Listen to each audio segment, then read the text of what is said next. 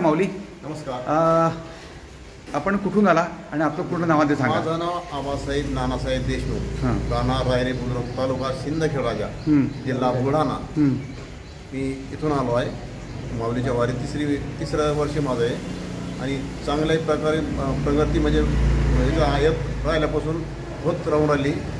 मुलांना सांगितलं मी जोपर्यंत जाणार आहे तोपर्यंत जाणार आहे. मी ज्यावेळेस थकलो याची परंपरा तुम्ही एक टिकवा, चालवा, एक म्या भावना करेल. आणि इथं सुद्धा कोणत्याही ठिकाणी कोणताही काही कमी पडत नाही.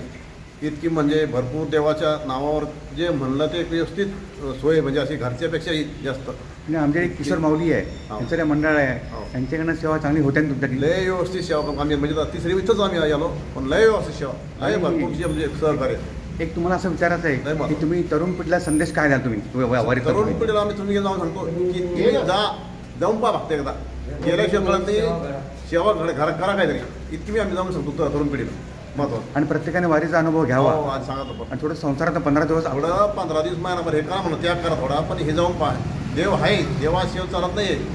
तरुण पिढी सांगा आमचा ऐका तिथे गेल्यावर. धन्यवाद. माऊली नमस्कार. नमस्कार. आता बघा, आपण या मला वाटतं परंपरेत गेली 20 वर्ष आहात, नाही बरोबर ना? जास्त 25 वर्षे, म्हणजे 25-27 वर्षे असेल. म्हणजे तुम्ही किशोररावांना 25 वर्ष तुम्ही जॉईन झाला तुम्ही? आणि मी दोघी माऊलीची सेवा करतो परमेश्वरांची. तुमचा हा आनंद शब्दांच्या पलीकडे आहे, बरोबर ना? आनंद शब्दांच्या पलीकडे आहे. मला तुम्हाला विचारायचं आहे, तुम्हाला सांगायचं आहे की तुम्ही आता ज्या तरुण पिढीला तुम्ही काय संदेश तुम्ही द्याल? ही परंपरा शेवटपर्यंत चालत राहावं एवढीच तरुण पिढीकडून अपेक्षा करतो. ही परंपरा खंडित होऊ नये, ही परंपरा कंटिन्यू चालत राहावं आणि माऊलीची सेवा करण्याची सद्बुद्धी तरुण पिढीला देव एवढी परमेश्वराच्या प्रार्थना करतो. तुमचा 2 वाक्यात अनुभव सांगा, म्हणजे माऊलीची सेवाचा तुम्हाला अनुभव तुमचा सांगा जरा शब्दामध्ये. माऊलीची सेवा करण्याचा मी टाटा मोटर्सला मी आणि किशोर दोडपकर कामाला होतो. त्या 10-12 लोकांनी माऊलीसोबत जाण्याचा निश्चय केला. कंपनीमधून आम्ही एक वारी एक टप्पा करत होतो. आळंदी ते पुणा ते सासवड असं एक टप्पा करत होती. एक वारी आम्ही पूर्ण केली. पण शेवटल्या शेवटल्या टप्प्याला आम्हाला कंपनीतून 2 बस करावं लागल्या आणि आदल्या दिवशी तिथे मुक्कामाला काहीतरी प्रॉब्लेम यायचे आणि तिथून वारीसोबत जायचे. त्यामुळं ते आमच्या एक परमेश्वरानं आम्हाला सद्बुद्धी दिली म्हणा की काहीतरी आपण वारकऱ्यांची सेवा करायला पाहिजे. त्यांची राहण्याची, आंघोळीची, खाण्यापिण्याची सोय व्यवस्थित व्हायला पाहिजे. तिथून आम्ही एक छोटासा उपक्रम चालू केला. तेव्हा 25 ते 30 लोक फक्त आमच्याकडे यायचे. त्यावेळी आम्ही स्वतः घरी जेवणाचा कार्यक्रम करत होतो. एक 8 ते 10 वर्षे घरी कार्यक्रम केला. त्यामुळं आम्हाला जागा कमी पडायला लागली.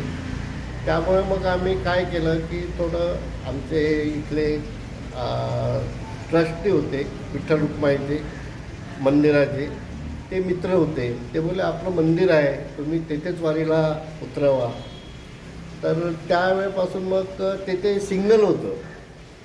मग आम्ही शशिकांत भाऊ सुतारांचे मुलगा पृथ्वीराज सुतार यांच्याकडून ते डबल मजली करून घेतलं.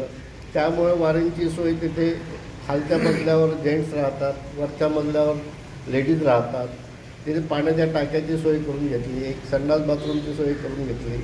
त्यामुळे वारकऱ्यांची आम्हाला पूर्णपणे सेवा करण्याला काही त्रास गेलेला नाही. बरोबर. साईडलाच एक 10-12 संडास कॉर्पोरेशनचे आहेत, ते नेहमी ते स्वच्छ करून ठेवतात. आजूबाजूच्या लोकांचं एवढं सहकार्य मिळते की त्यांच्या पण ते बाथरूम वगैरे वारकऱ्यांसाठी खाली करून देतात. पाण्याचा कधी तुटवडा येऊ दिला नाही किंवा चहा पाण्याचा कधी त्रास झाला नाही. स्वयंस्फूर्तीनं सगळे यामध्ये सामील झाले. तो एक परमानंद आम्हाला बघायला आज पण मिळतो आहे आणि त्यात आता असं पुढे असं चालत राहावं एवढी परमेश्वराची प्रार्थना. एक विचारायचं आहे, हे कार्य करत असताना, हे धार्मिक कार्य करत असताना आपल्याला कुठल्या अडचणी आल्या आहे का? आणि त्यावर काही आपण माऊलींच्या कृपेमुळे आपण मात केली असं मला वाटतं आहे? नाही, काही अडचण आली नाही जेव्हापासून चालू केलं.